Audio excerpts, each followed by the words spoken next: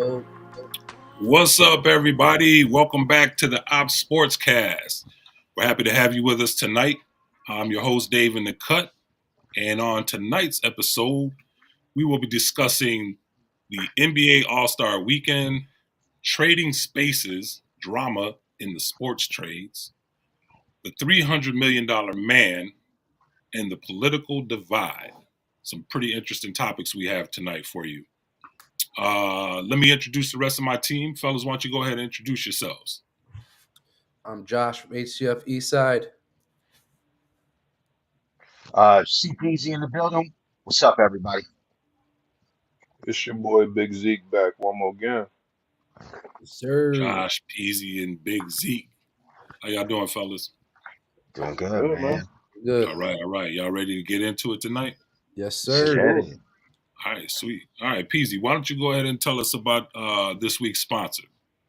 All right, throw it up on the screen. Thank our sponsor, Elevated Creations, ROC LLC. Is Rochester premier woman-owned balloon and event decor specialist. Whether you're planning an office party, an intimate birthday celebration, or luxurious wedding, Elevated Creations, ROC LLC will transform your vision into unforgettable memories. Stunning balloon arrangements, custom centerpieces, welcome signs, and seating charts, they do it all. Elevated Creations ROC LLC is here to make your event exceptional, creating memories that wow your guests and make your special day truly extraordinary. So if you want to transform your event from ordinary to extraordinary, visit their website, elevatedcreationsroc.com, for more information. Elevated Creations, we were created to create. All right, awesome. We appreciate having Elevated Creations as our sponsor. They've been our sponsor for the last couple of weeks, and we just really appreciate their support. All right, fellas, we ready to get into this? Let's get Yes, it. sir. Definitely. All right, very good. All right, so for those of you who don't know, this is how the show format works. We bring up a topic, and we use the show of fingers to show either agreement with the topic or disagreement with the topic. Five being agreement and one being disagreement. It can fall anywhere in between. So with five being extreme agreement, one being extreme disagreement. All right. Yes, sir. All right, sweet. Let's get into it. So let's throw that first topic up there. All right, topic number one. The NBA has finally found a competitive format that works and is sustainable for the future of its All-Star weekend. All right, let's count it down, fellas. 3, 2, 1. All right, I got 3. Josh has 2. Zeke's got 1. Peasy has 1. All right, let's start with you, Peasy. Kick it off. I think it's always a bad sign when you got bickering even inside of the organization. And so you got people like KD talking about like, hey, just cancel the whole All-Star weekend. It just sounds real childish to me, where you got, people who are paying for tickets, you know what I mean?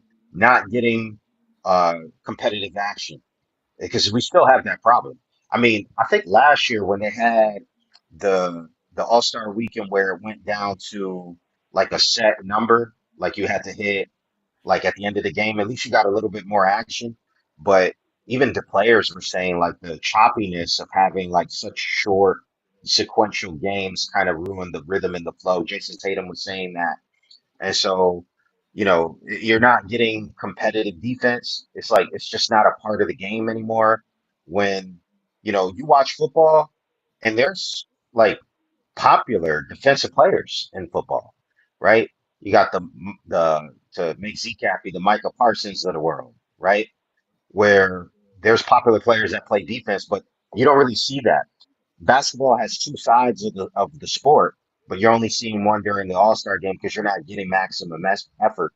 And so there's just like what Draymond said, there's no substance.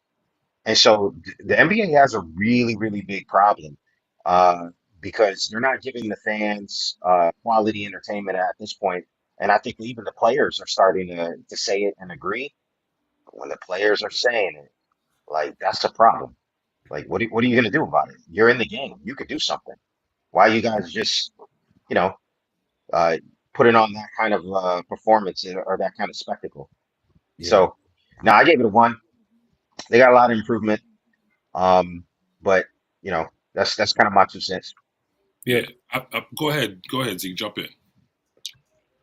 So, You gave it a 1, right? um, for KD to say they should cancel the All-Star weekend is, um, I don't necessarily want to say ignorant, but it's too broad of a brush to paint over the whole weekend.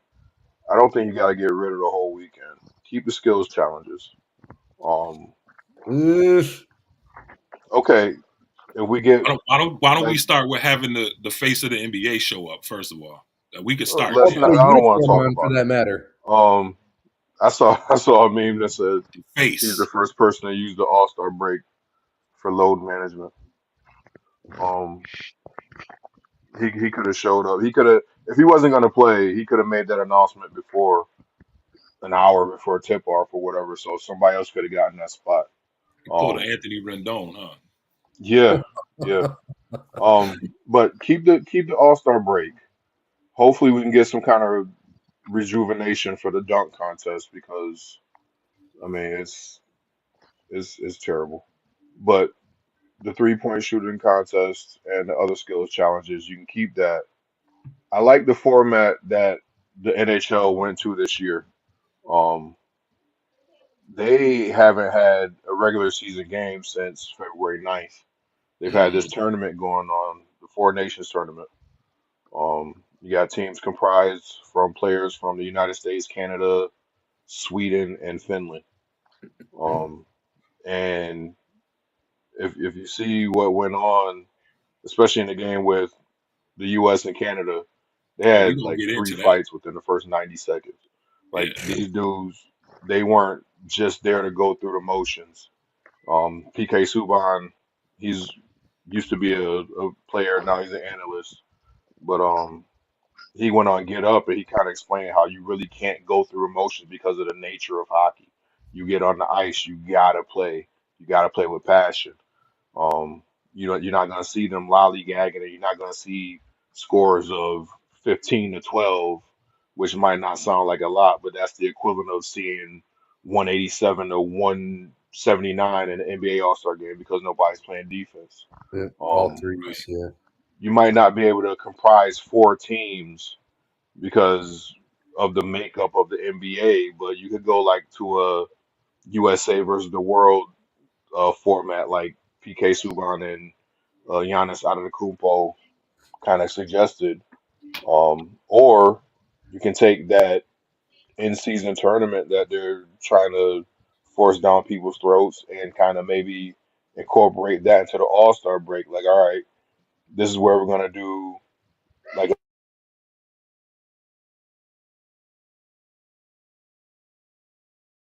All-Star games? yeah, but I mean that that's just pickup basketball where they really didn't care. I That's get it. just that's all right. Instead of picking 2 teams, they pick what 4 teams. Or yeah. Make it something that they're actually playing for. Some people might actually want to win the in-season tournament. Some Right. players they'll play if they're wearing their country's name on their jersey or something like that. A lot of players talk about how they're honored to play for their country. Maybe if you go U.S. versus World and you got a team with Giannis and SGA and Wemby and Luca playing against the top U.S. Stars in the game. All right, maybe that'll bring some kind of intrigue to the All-Star weekend instead of just, all right, LeBron, you pick a team, Steph, you pick a team, and let's go play some kind of farce of a game that they want to make look like basketball. Don't get rid of the whole weekend. They really need to make some adjustments though because it's What's your take, dying. Like Josh? of the 3 or 4 major sports, I'll include hockey in this one. It's probably the least favorite All-Star weekend of the 4. Can I throw a wrinkle in there? Let Josh jump Sure. in. Go ahead, PC. Go ahead.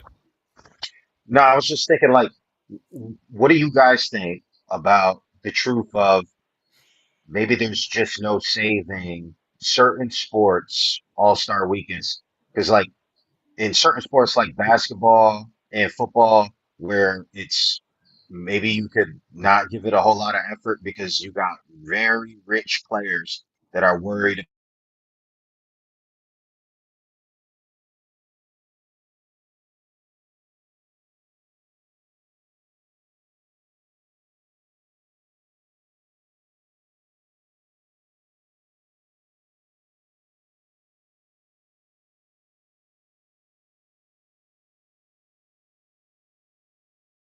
Pro Bowl, that was terrible.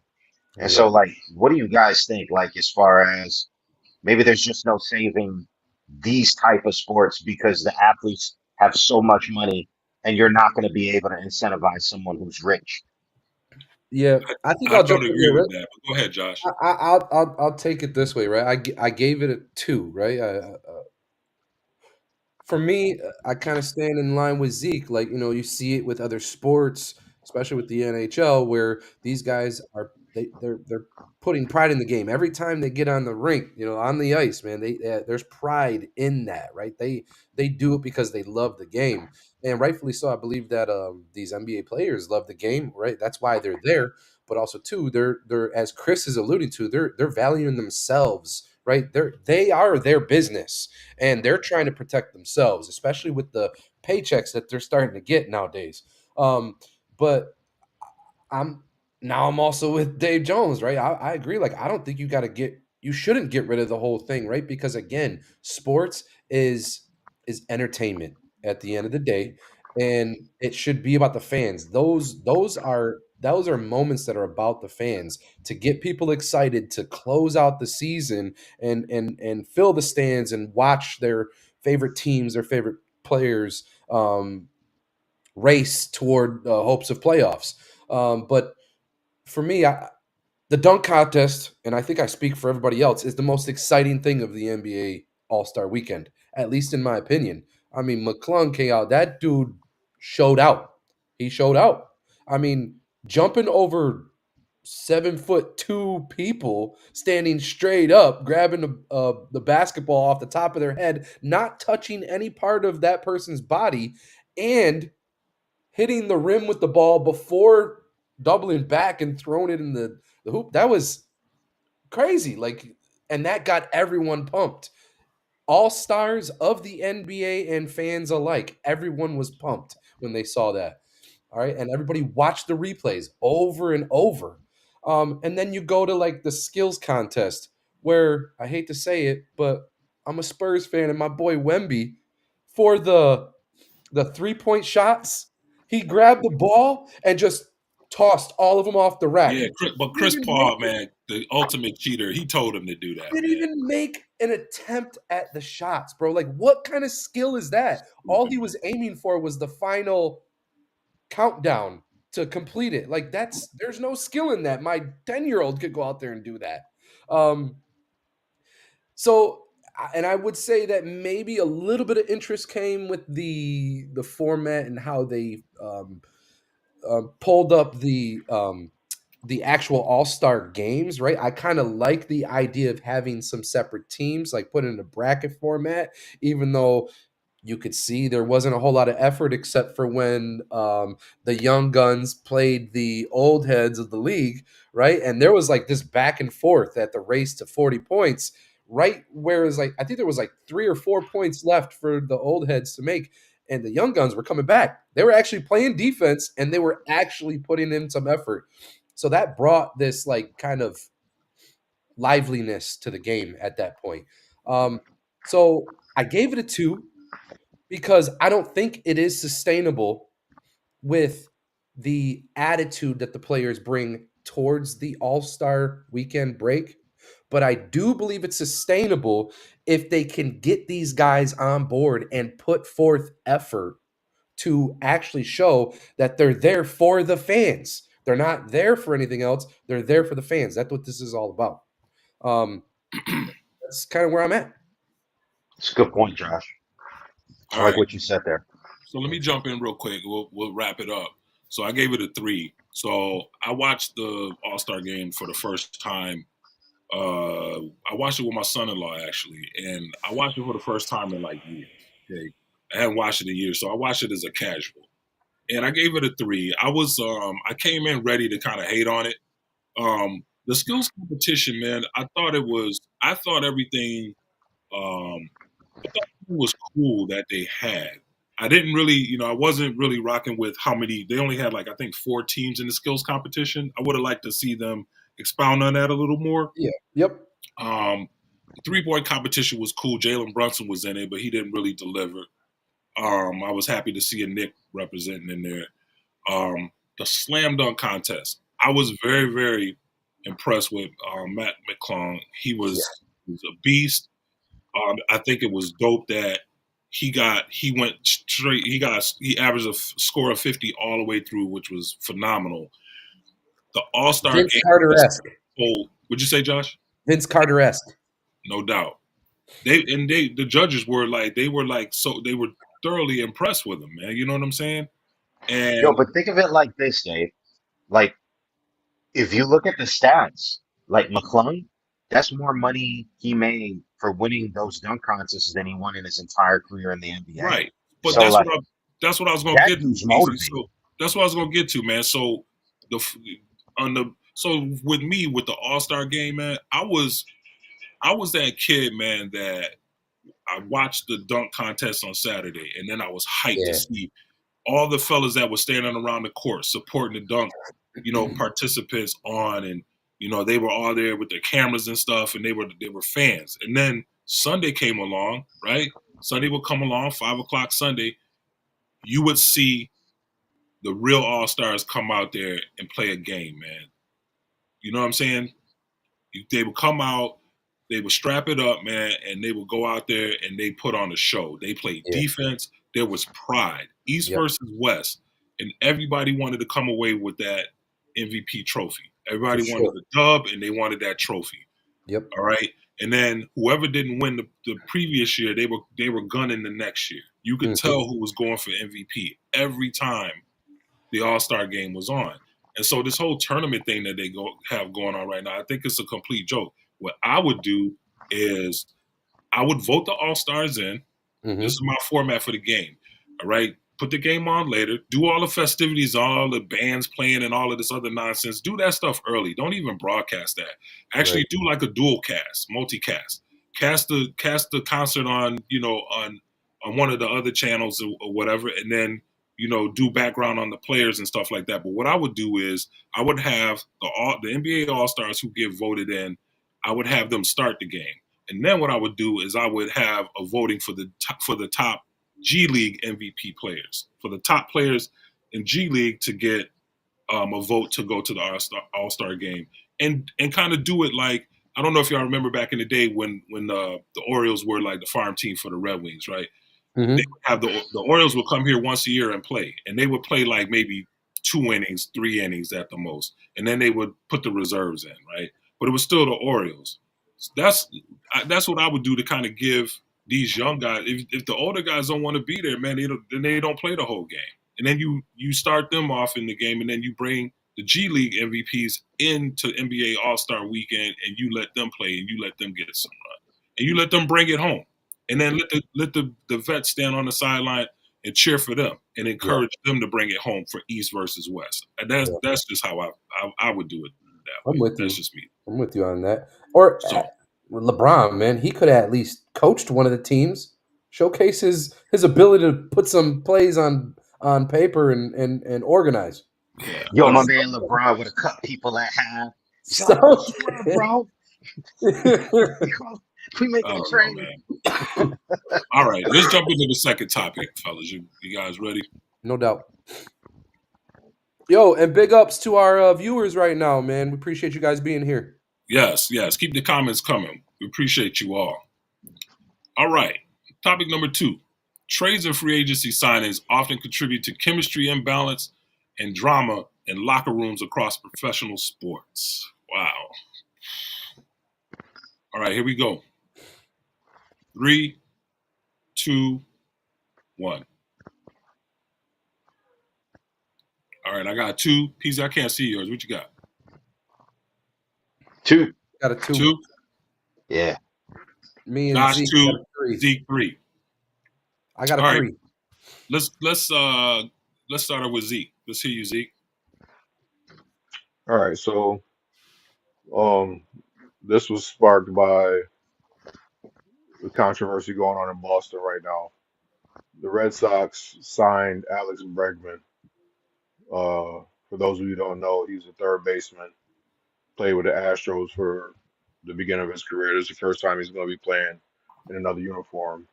Alex Bregman won the Gold Glove at third base last year, best defensive third baseman in the American League. The Red Sox had Rafael Devers, who, for a lack of a better term, is trash at third base. He is He's a a future Hall of defensive Famer though, liability. as a hitter. Huh? He's a future Hall of Famer as a hitter though. Oh yeah, he can swing. He can swing the bat. He can hit the ball. But if Yeah, you hit the ball to him, it gets kind of dicey. Um, the stats they have stats that prove it. I believe um, negative -6 defensive runs saved. Don't ask me what that means because I really didn't look into it because analytics it's are bad. driving me crazy in baseball. But I can tell you, if he's negative.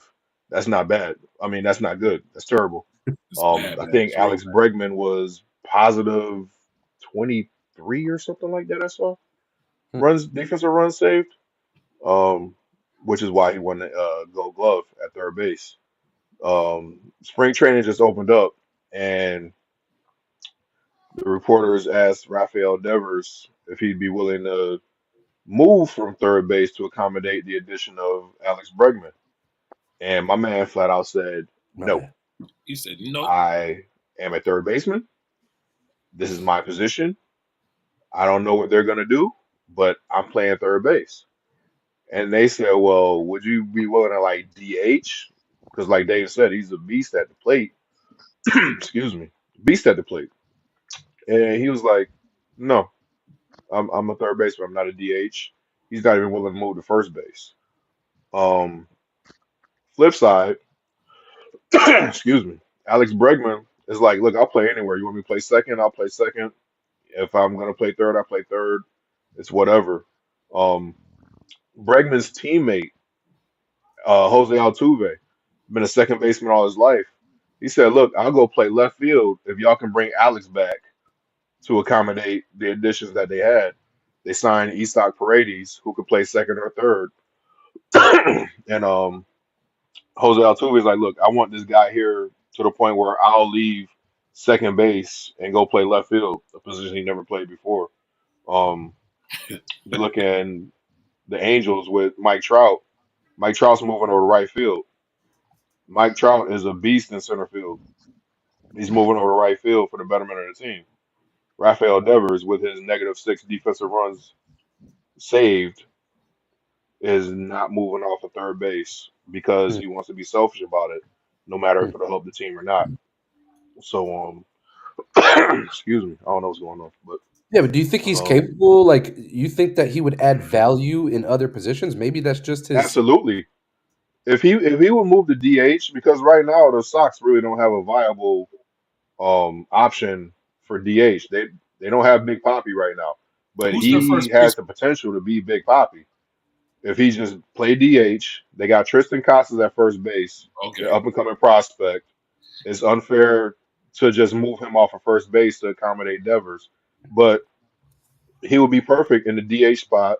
You got Bregman as Trevor Story, um, playing third base and shortstop, and then I believe you have who's their second baseman? Can't remember who their second baseman is, but you have their second baseman and Tristan Casas playing first. Rafael Devers DH, and that's a nasty infield and a pretty good lineup at the plate. But he wants to be selfish about it. If A Rod can come to New York and say, "I'll play third base because Jeter's not moving from shortstop," which probably because Jeter couldn't move from shortstop because never mind. I don't want Dave to be mad at me, but Look at him! Look, um, he's fuming right now. I know that I had to catch myself. But yeah, if A Rod, who was a beast at shortstop, can change the position for the betterment of the team, and you have somebody who just won the Gold Glove at third base, saying, "You know what? I'll play anywhere you want me to play for the betterment of the team." He should be able to step back and say, "You know what? I got it." One of the reasons why he wants to stay at third base is because he was promised when he signed his 10-year contract. But I think it's like what 10 years? Was it 300 mil, Dave? It's 200 something. Okay. Yeah. So he signed a 10-year contract a couple years ago, and the GM told him that, oh, yeah, you're going to be our third baseman in the future. That GM is now in St. Louis. Mm. So, yeah, I don't think his promises count for a hill of beans as far as you staying at third base. You haven't shown any improve. I think he went from -8 to -6 defensive runs saved. If you want to call that improvement, great. But he would be better off suited at the DH. He's being selfish. I don't like it. I really don't. That contract is 10 years, 313, man. 313, got you. So you're making your money whether A you lot of money. play third base. It's not contingent on you playing third base. You can go DH. You can literally sit there and watch the game with us and get to the plate 3 to 5 times a game and make the same amount of money and hurt the team a lot less. But he wants to be selfish about it and stay at third base. So I really want to see how this plays out. If they're going to Peasy. try to move him or if they're going to say, hey, you're DHing or you can sit home. All right, Peasy, jump in there. I'm interested to hear what you have to Yeah, say.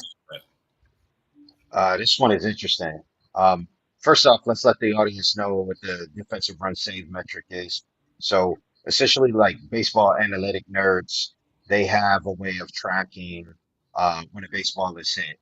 And then they create a statistic, average ball that's hit in that manner. Let's say it's hit to center field or something like that. It stays in the air for a certain amount of time, certain direction of the field. It gets caught this percentage of the time, right? And so if the fielder is able to get to that ball, they get a certain score. I don't really know necessarily how they score it or how many points they give it, but the algorithm suggests that it's grading you based on the average in the sport. So if the average number of players would normally get to that ball and you don't, that's when you start to see negative defensive run save. And so when we're talking about Rafael Devers, um, as far as the average for his position at third base, he's far below average. And so, and baseball is a tough sport, first of all. Mm. Everything gets graded, gets scored. And so, like, man, it's tough. But no, I agree with Zeke, but there's some issues where, I do also feel what he's talking about as far as like not wanting a DH. I mean, you're just giving up a whole half of the game. Like you're sitting on the bench. That's really no fun. DH is not just, hey, just go up there and hit. That takes a certain skill too, to be able Strategic. to sit there and not be really moving at all, and then all of a sudden get up to the plate. It's your turn to bat. Let's get ready to go. That takes skill, and not everybody can do that. But I mean, I had issue with the way that he went about it, how cavalier he was. He was there like they were asking him in the scrum, the reporters was there like, hey, are you willing to move? He's there like, nah, I'm a third baseman. Are you willing to DH? Nope. And then he just starts laughing.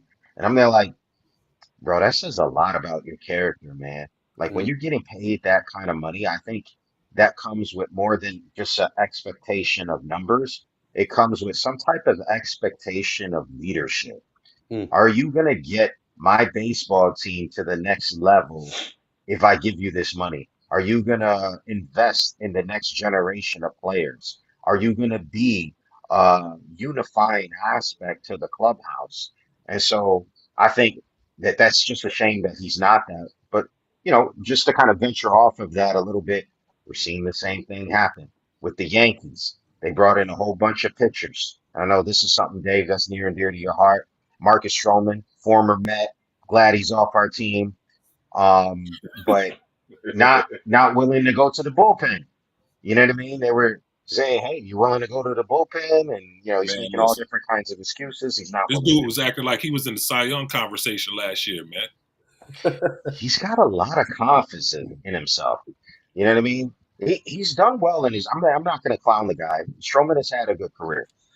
He's not a scrub, but clearly he's not in the top five, or the Yankees would, they would have him there. Um, and so I don't know how many teams would want to reach out to him, but we've seen this in different sports. I know earlier, in the pre-production meetings, basically we were talking about how we see this in other sports. Like when you look at football, like you got Aaron Rodgers, formerly with the Green Bay Packers, talking about how he didn't want to, mentor, his replacement. You know what I mean? And being willing to leave about that. But the thing I thought was interesting, because I thought it was just kind of funny, is that like even with Lamar Jackson when he came into the league, they were talking about him saying like, maybe you should play wide receiver. We don't really see you projecting as an NFL quarterback. And so sometimes it's a good thing to stand your ground. You know what I mean? And listen, I know what I can do. I know what I can bring to the table, but I don't think that necessarily applies to Devers' case, but clearly it applied, in Lamar Jackson's case, because he's been awesome on the field. Clearly not as good as Josh Allen this past year, but Oh he's all boy. right. Shots All right, fired. I know Josh. what you're trying to do. I'm not falling for it. Go ahead, Josh. Oh man, All don't right. let your Well, man get talked about like that, Z. I gave this a 3, right?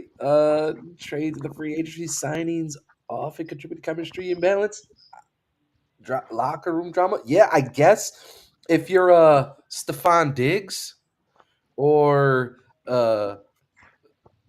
Antonio Brown or even Le'Veon Bell, I mean, I could see it, yeah, and I think it's based on the player, honestly, if that comes with that.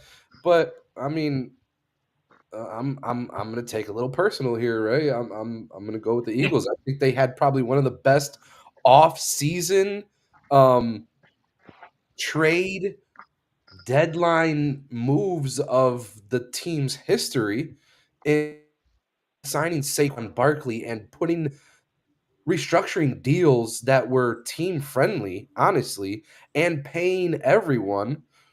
And what happened? They won a Super Bowl. Like I think it really comes down to the organization, and if the team can get the players to buy into the organization's theories and ideas and schemes and culture, for the sake of hopefully winning a championship at the end of it all.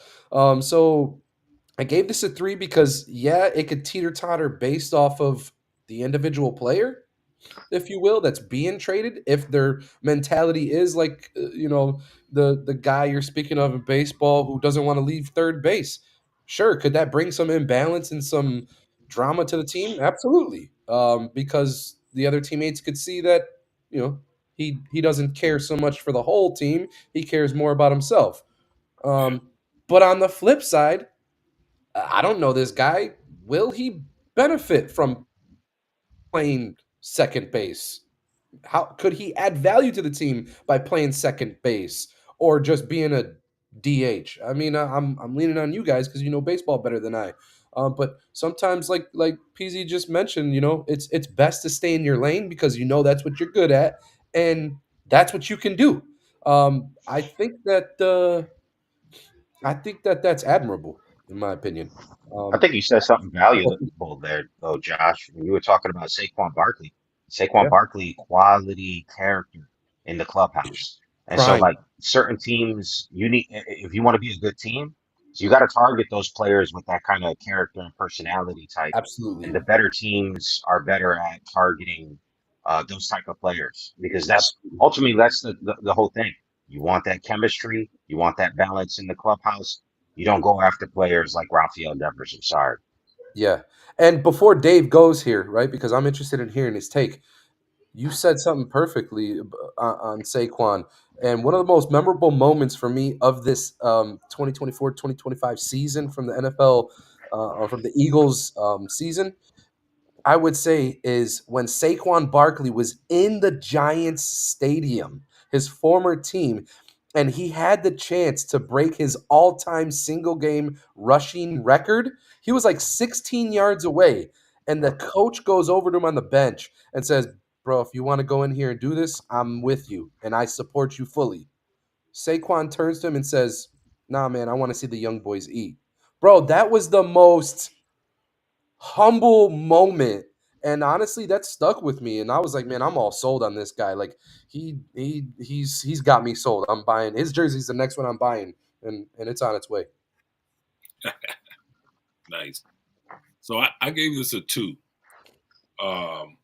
And I gave it a 2 because I think that a lot of times the players feel like owners and GMs uh, owe it to them to satisfy their desire to play a specific position, right? You may come in, and get drafted or whatever, get signed or be brought through the farm system to play a specific role. But if somebody goes down, um, I think your paycheck requires you to be versatile and to do whatever they ask you to do. They're not paying you for your opinion on, uh, you know, staffing and play calling and stuff. They're paying you to fill a role. And so for me, I feel like a lot of times you see this play out when it comes to like quarterbacks uh, in the NFL. How many times have you seen on draft night where ESPN and their analysts are like, "Oh, I wonder if the GM or the owner checked in with I don't know, enter any quarterback's name, before they made this pick." They don't have to check in with him for nothing. They don't, they own the team, man. It's like it's not up to. So what if the quarterback's going to be hurt because they decided to draft a quarterback? Like you got your contract, you signed it, and you agreed to play your role. So when they decide that they need a specific role to fill for the future, and this is the time to fill it, and this is the time to get it, they don't need to answer to any players. So I feel like the drama that comes with trades is really less about the player versus the player, and I feel like it's more front office than the player. I feel like at some point front offices have given these players, man, especially young players, the idea that you know their opinion matters. When it comes to decisions being made for the team or the organization as a whole, and I just don't agree with it. I feel like and I'm not one of them shut up and dribble type of dudes, man. I'm not like play, find your role, stick to your role. That's not me at all.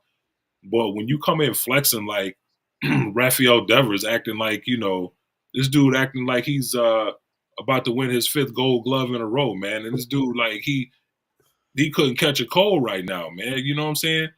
I don't understand that logic. It's like you don't have a leg to stand on when you're trying to flex and tell somebody I'm a third baseman. I was like, you're a third baseman. It's like you're not even good at it, man. What do you mean? Like Well, Bregman Dave, is let me throw something at you, man. they're So all you don't think there's any like validity to if you're a free agent, let's take Kirk Cousins. He goes to the Atlanta Falcons.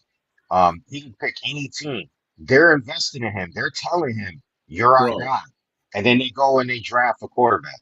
You don't They think don't that they the, don't the owe player him has any gripe? anything, man. Or maybe that was on purpose, Chris.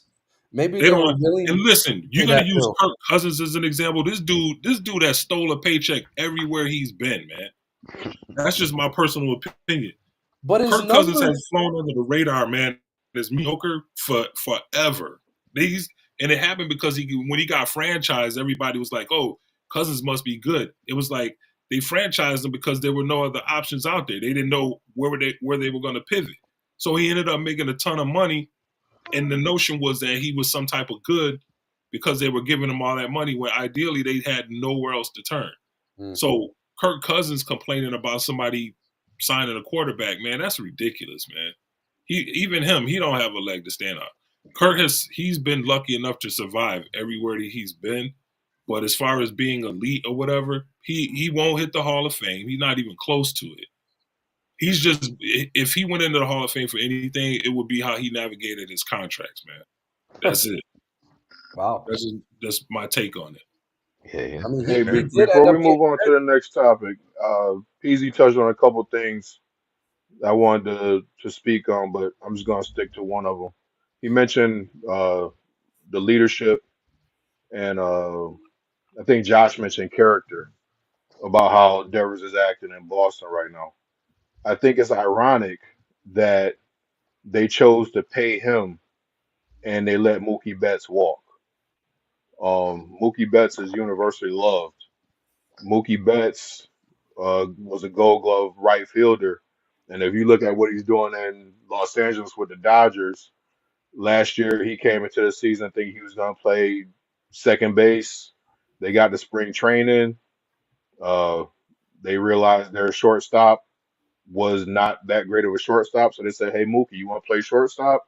We need you to play shortstop." He was like, "Bet, whatever."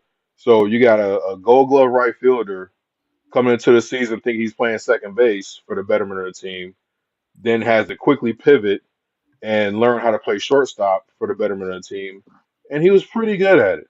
Um, there was some there was a learning curve at first because shortstop is one of the more demanding positions on the baseball field, but you got somebody like Mookie Betts, top player in the league, uh, willing to show off his versatility and do whatever he needs to do That's it, for man. the team.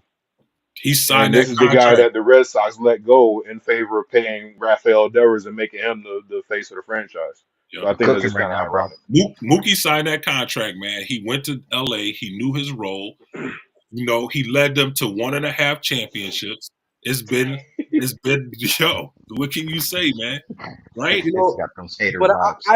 I want to say historically, I can't imagine. Just looking back, I think all the greats of every sport, to a certain extent, I believe, were so impactful that they would have played any position if you asked them to. All the greats.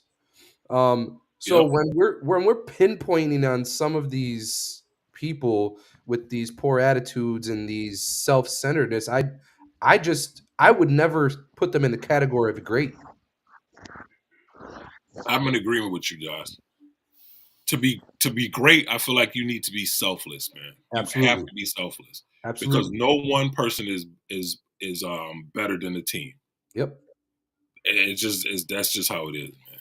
Yeah. That's just how it is. So Dave, we got to all right. take some time here, real Yeah, quick man. to talk about Ops Radio. Yeah, let's do it, man. I'll give a shout out to Opposition Radio, man. My brothers over at Opposition Radio, I would like for everybody to show them some love and go check out Opposition Radio. It's a 24-hour, 7-day a week streaming internet radio station that offers Christian hip hop, EDM, R&B, reggae, Latin, and pop. Uh, you can easily access Opposition Radio by going to your browser, any browser, whether from your phone, your laptop, your tablet. There'll be an app coming soon. But for Nice. now, you can check us out at the opsradio.live for some good music, amazing artists, some good fellowship there. And, the music is all God centered. So I just advise everybody to go check it out. Opposition Radio, motivation to stand firm. My brother's over there. I love them, man, and I'm a partner over at Opposition Radio, so I show them a lot of love, and I just encourage everybody to go check it out. Dope. Big ups. All right, where we at? What's next? What we All doing? right. I think we should start talking about it. It happened today. Okay, let's do it, man. So it happened today. We gonna pivot a little bit here from a normal topic. So uh, it happened today. So in 2019, uh, four-time MLB All-Star third baseman Manny Machado agreed to the biggest free agent contract in American sports history. It's crazy. 10-year deal worth $300 million with the San Diego Padres. Not only did he sign the biggest contract, he ticked a lot of people off, man, when he signed that contract. And Really? man, listen, Baltimore fans were so salty, man. Like, oh, he's a pariah, he's dead to us, blah blah blah. But they forget the Orioles traded him to the Dodgers, man, because they knew they couldn't pay him. So how does that man? How is he a pariah when they traded him? They traded him because they knew they were going to be cheap. How is that Manny's fault? I You How forgot is know, it he was his on the fault? Dodgers. Let's look at Dave. the numbers too, man. 300 million. All right, so that's just what? What is that? 6 years ago? Yeah. That's literally 6 years ago, man. And look at where we are today, man. It's like 300 million 765. is like people laugh at that money, man. Yeah. People poo-poo at Yeah, that money. You know what I That's mean? like Isn't that crazy? I'll take Bregman some just of it. Bregman just signed for 40 million a year, Right. How many years did he and get? he's nowhere near what did Soto just get, 51 million a Yeah, year. man. That's ridiculous, man. That's insane. I remember when everybody was tripping when Giancarlo Stanton signed his contract. You know what I mean? And it was like, and then you had A-Rod back in the day with the 250. I'm just like 300 mil in 2019, man. It's like, and I think people were just upset because, again, it was like they were mad because their teams weren't going to pay that money. And, back then the Orioles, they were just being cheap, man. I can't even imagine where they would be if they had kept Manny Machado and just built around him with all of the first round picks they were getting because every year they were flopping. I mean, losing. But, Yo, what about that Juan Soto contract? man, who is that? Oh, Oh, I remember that Yankee dude. tears.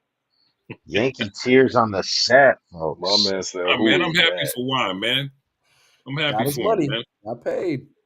Yeah, I mean, he could be printing money over there, man. Cool. You're not kidding. 15 Printing Bro, money you over million there, remember man. way back bonus. when that Go Shohei get him. Ohtani deal was the richest in sports? Way back in 2024, Yeah, wait, just last year. or Richest in American sports. I think he's there's some. playing an American sport. Josh, don't get Dave started. I don't know, man. I think there's some soccer players out there that can wave some dollar bills around and make American sports look like Soccer got that Saudi money, man. monopoly They Man, money. they listen. changing the Whew. game. Listen, man. They got deep pockets over there, man, in the Yeah, European League. For Come sure. on, man. So, I don't know, man. Soto, he looked like a pauper compared to some of them players over there, man. And the thing about it is, Yeah, it's like they get that long money, contract after contract after contract. You know Yeah. what I mean? So it's that money is long, man. So yeah, I look, it happened today's segment. We're gonna try to do that every week and kind of just showcase uh, some historical sports, events that happened on the day that we broadcast. So we just wanted to bring you that about Manny Machado because I felt like it was, I thought it was very cool that it was actually a baseball topic. You know what I'm saying? Because I'm very biased when it comes to baseball, but especially with Machado because I collect all of his cards too, man. So I'm a Machado collector. So Yeah. right, I hate to backtrack a little bit here, but I kind of thought about this when you brought up that it happened today topic. And you mentioned about Baltimore Oriole fans were pissed at Machado, right? But it really wasn't up to Machado. The Baltimore organization is the one that traded him away. right. Then I'm thinking about that topic too we were just talking on and how some of these players, they don't have any. I think they see incidents like that, like the Machado trade, where Baltimore didn't value Machado enough, so they were willing to trade away their best player to another organization because they didn't want to end up paying him because they knew he was too valuable. That kind of puts a negative taste, a bad taste in the players' mouths because they're like, dang, look what I gave my heart and soul to this organization. They don't even care to value me for where I'm at. Now you can kind of see why some of these players maybe have this all about me mentality because they realize like these organizations, they don't really value people always. The I hear players what you're saying, but a lot of times in situations like that, especially when you're talking about the top players in the organization, they don't. sent my man to the Dodgers. He was in the playoffs that year with a chance to win a ring. And they could have Yeah, sent them to the White Sox. They could have you're sent them right. to the Royals, who Yeah, sucked but at the time. They, I did mean, he they have they knew that they weren't going to be able to pay him, so they said let's put him in a position where he could win, and let's see what we can get out of it. Let's not let him walk for nothing like the Angels did with Shohei. Yeah, but so can you walk me through a little bit of the process? Like, does the player in baseball not have a choice a little bit, or the management not have a choice to where they're going? So is it's It all all depends on the contract. Like you see with Nolan Arenado, that the Cardinals tried to get rid of him. He has a no trade clause. They tried to send him to the Astros, and he was like, "No, I'm not going." So now he's walking in the spring training. And they're like, "Okay, how this is a little bit awkward because we were trying to get rid of him all off season, and now he's here in spring training." So in some cases, I think It's the 5 Dave and can 10 probably rule. talk about it because I think it has something to do with Kurt Flood.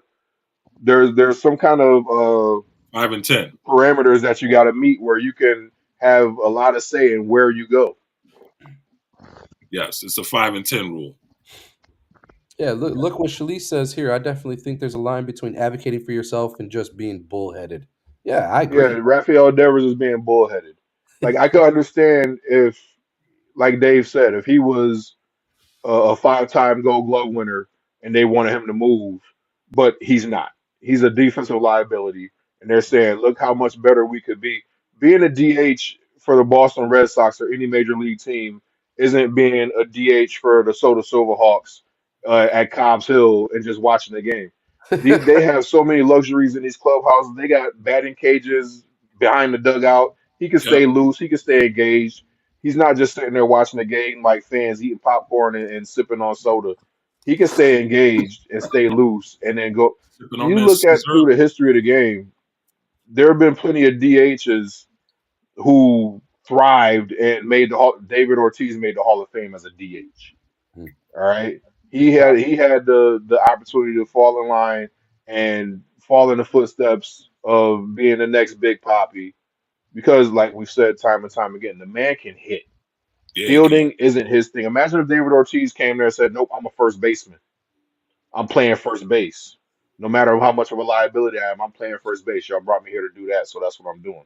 Nah, Bro, he the said, "All only right, you want me reason to hit? David I'll hit." Ortiz retired is because his feet were hurting, man. He could have still been DHing. You know what I mean? Absolutely. He could have DH'd like maybe, I would say, at least 2 to 3 more years. But he had bad feet. You know what I mean? If the DH was in the National League when Chipper Jones retired, he probably would have stayed on as a DH. No question about it, man. No question. But to Machado's point though, he couldn't. So you have to have 10 years of major league service, right?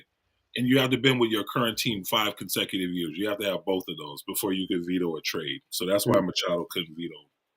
He had no say on where he was going. Right. So But it could have been also the Dodgers who were willing to reach out and take him from Baltimore, right?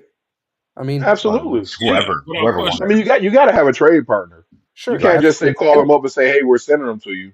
If it looked great, Well, man, at why at the wouldn't time, the Baltimore Dodgers take had it? the best farm system, and Yeah. so like the Orioles were incentivized to trade him to the Dodgers. They weren't going to have a better trade partner Yeah. and get more blue chip prospects than from them. Mm. But It's they kind of believe in that ironic too system a that little bit. they didn't want to give Manny Machado that money, but they gave it to Chris Davis, and he was horrible, right? Talk about the worst That's a contracts low in blow sports for history. Baltimore fans, bro. We're gonna get Baltimore hate in the chat. Uh, Be so more. all right, fellas. So let's that was a good one, man. I like that. Yeah. Happened today. So let's ease into our last topic and wrap it up. All right. Political divide. So the US versus Canada hockey game is proof that world events can easily bleed over to sports, causing a major divide in spaces meant to just simply entertain. All right, let's count it down. 3, 2, 1. I got 4. Zeke's got 4. Josh 3. PZ 3. 4. You got 3, Josh? No, I'm Yeah. all in. I'm all in. I'm thinking that's 5. You got 5? Okay, I didn't say that. Chris is going then. Chris, your background. Josh had a 3 with a question mark. I did. 3 with a question mark. Yeah, And you got to say it with your chest, bro. I did. Say it with your chest. Go ahead, man. Me? All right. Take it. So, yeah. Um, I think we've seen this a lot, especially over the last few years where politics are bleeding into sports. I mean, just for the Super Bowl, they finally took the end racism logo at the back of the end zone. And that's politics kind of bleeding into sports to a degree as well. As a American, I'm not gonna lie, I'm a little offended. I don't like my national anthem getting booed, but that's just me. Um, Especially from Canada, man. It's like, bro, like you little brother, man. Like we protect you and everything. Like, just fall back, bro. Just fall back. Just appreciate the protection that we provide for you. Easy, you recognize little brother when you see one, don't you? Wow. Is that a Yankees reference? Because Oh man. last Wow. I All right, checked, all right, all right. we got Juan Soto. Go ahead. He's in New York All right right, all now, right. bro. Go ahead, bro. So, but yeah, anyways, you see it happen all the time. Um, I don't think sports should be a safe space from all of that. And I think that was one of the things that annoyed me the most when the country was going through what it was going through. Um, with all the the racist talk, the kneeling, and all that stuff. It was there like, man, I just wanted my sports to stay pure. I just wanted Right. it to be like a place where you could get your mind off of all that talk. But that's why I gave it a five because it constantly bleeds over and it's hard to avoid. Because at the end of the day, you got people and on the field and watching the product, and they're going to carry their opinions and biases and thoughts with them onto the field. Josh, what you got, man?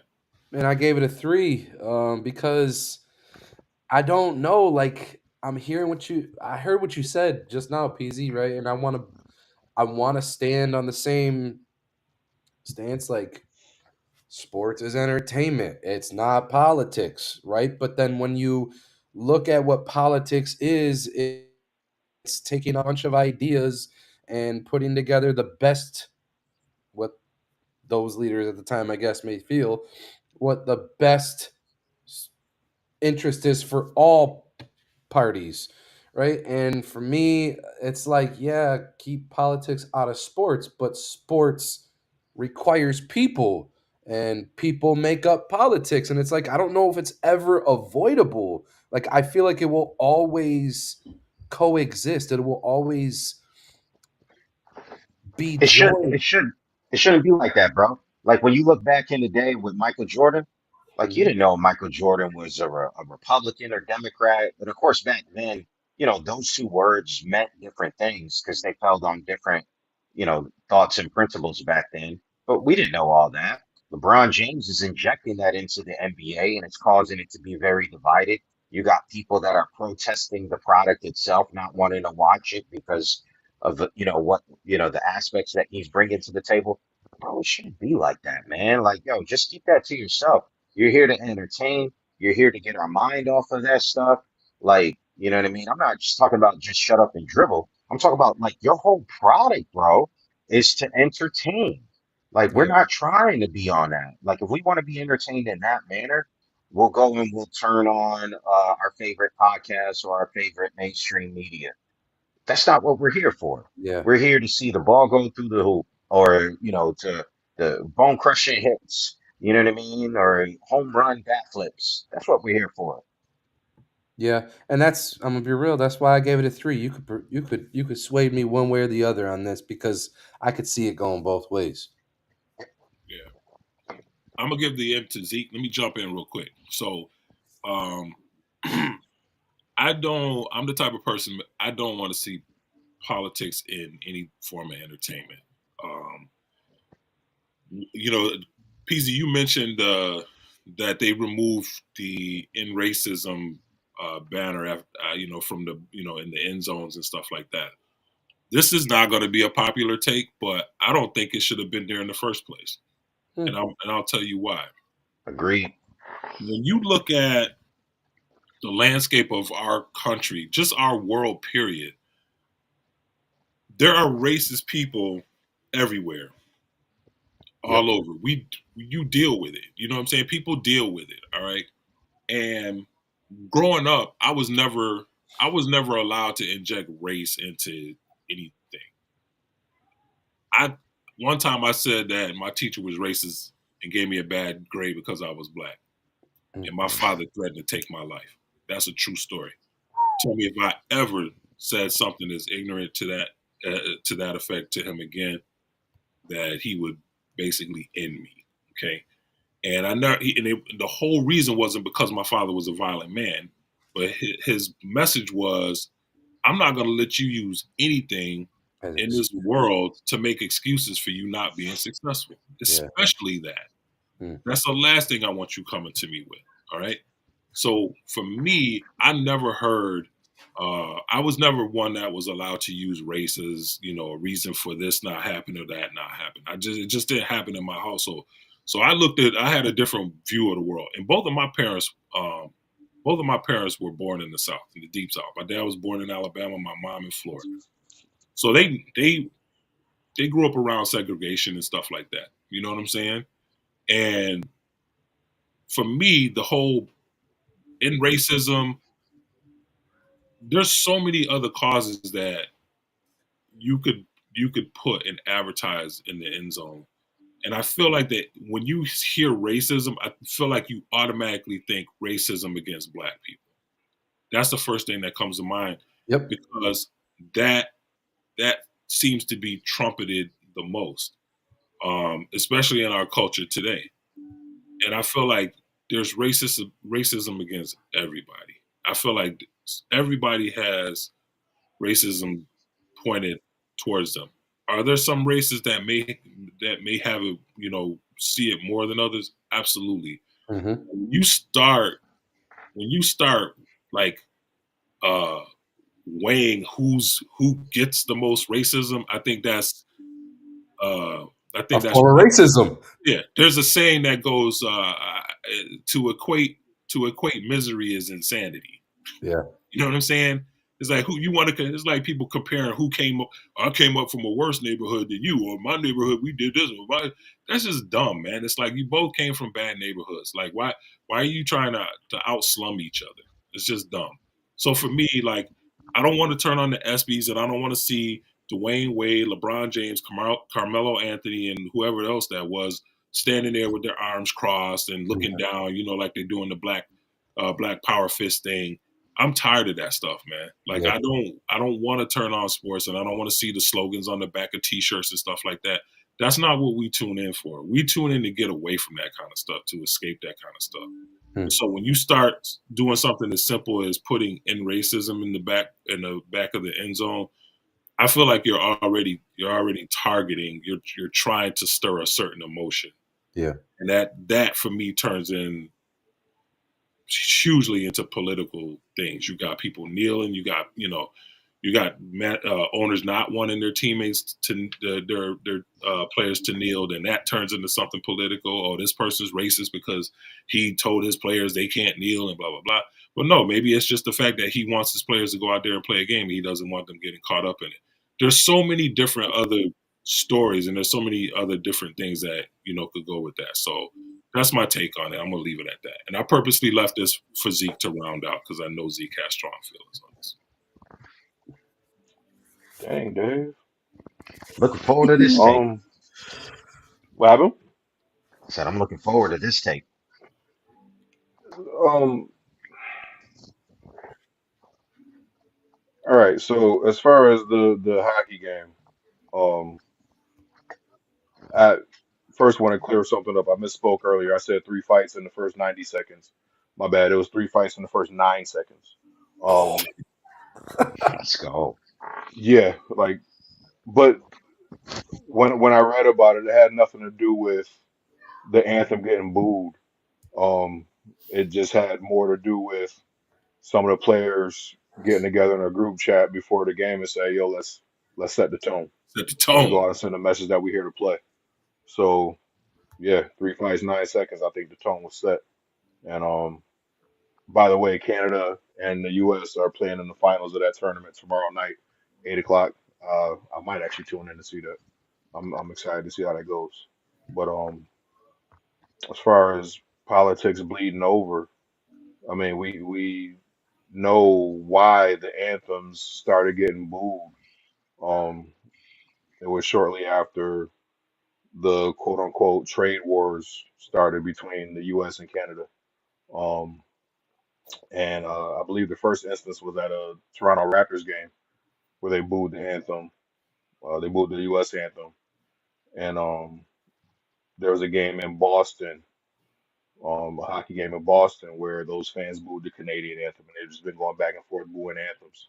Um,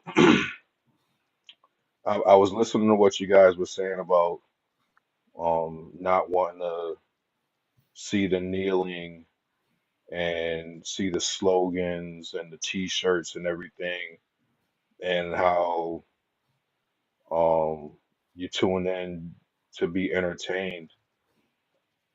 I don't mind entertainers using their platform to try to make what they feel like is a positive change in the world climate or political climates.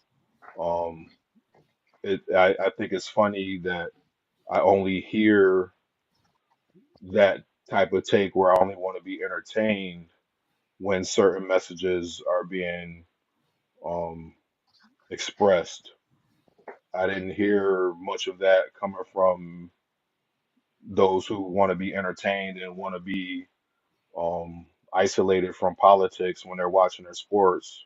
When Nick Bosa ran in front of the camera pointing to his MAGA hat in a post-game interview, or when Harrison Butker um, gave his commencement speech and gave his opinions, his faith-based opinions on a very controversial topic um, about women and their choices and their bodies and everything.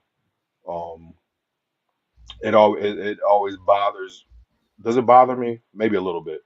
I think I'm more shocked or disappointed that those who scream so loudly when LeBron wears a Black Lives Matter t-shirt or when they see end racism in the end zone, um, those voices are quiet when Bosa runs on the field with a MAGA hat.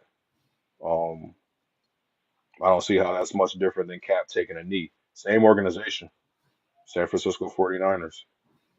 I didn't see the 49ers fans turning on Bosa like they did on Kaepernick. Um,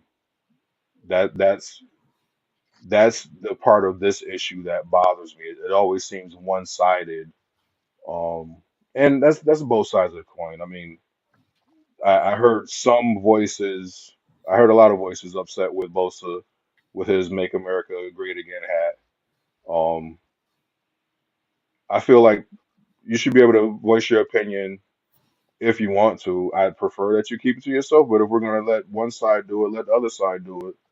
People aren't always gonna agree. We had an issue at work where politics came up, and we had to tell everybody like, "Yo, there's two things you're not gonna talk about at work: politics and religion."